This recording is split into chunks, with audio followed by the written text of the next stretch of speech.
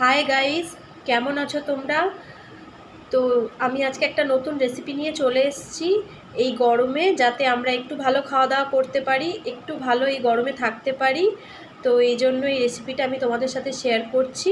Please আমি তোমাদের request করছি আমার সাথে থেকে রেসিপিটা একটু ধৈর্য ধরে দেখার জন্য। চলো, ঠিক আছে, কিভাবে বানাই এবার দেখে নিই। তো এবার টক দইটা ভালো করে ফেটিয়ে নিচ্ছি আমি নুন দেওয়ার পর।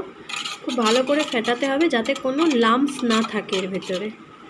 ঠিক আছে, এটা গরমে একটা খুব ভালো খাবার, যাতে আমাদের শরীরও ঠান্ডা থাকবে এবং গরমের সময় তো আমাদের উনুনের ধারে গিয়ে বা আগুনের সামনে রান্না করতে ইচ্ছাও করে না।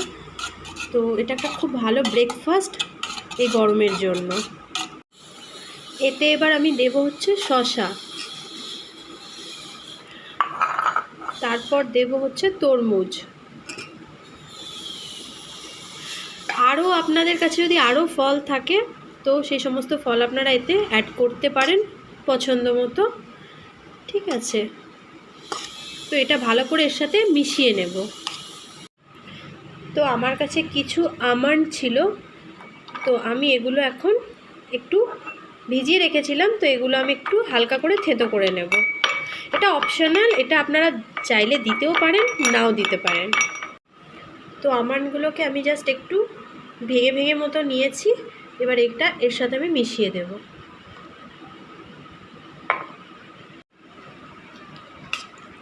এটা ভালোভাবে মেশাতে হবে। এটা খুব ভালো একটা পেট ভর্তি জল খাবার, এবং যারা আমার মতো এই ওয়েট লস জার্নিতে আছো তো তাদের ক্ষেত্রে এটা খুব ভালো। ওয়েট লস হবে, পেটও ভর্তি থাকবে এবং গরমে শরীরও ঠান্ডা থাকবে।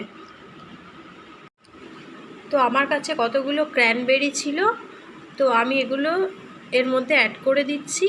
আপনাদের কাছে কিশমিশ, কাজু, যে কোনো ড্রাই ফ্রুট বা আরও কোনো ফল থাকলে এর সাথে অ্যাড করা যেতে পারে। তো আমি এটা দিলাম কেন, এটা একটু মিষ্টি মিষ্টি স্বাদ আসবে এই জন্য। তো আপনারা মনে করলে এর মধ্যে চিনিও অ্যাড করতে পারবেন, চিনি, সুগার ফ্রি যে কোনো কিছু অ্যাড করা যাবে। তো আমি এবার একটু জিরে আর গোলমরিচ হালকা করে শুকনো খোলায় ভেজে ক্র্যাশ করে রেখেছি, সেটা একটু দিয়ে দিলাম টেস্টের জন্য। তো এবার সমস্তটাকে খুব ভালো করে মেশাতে হবে।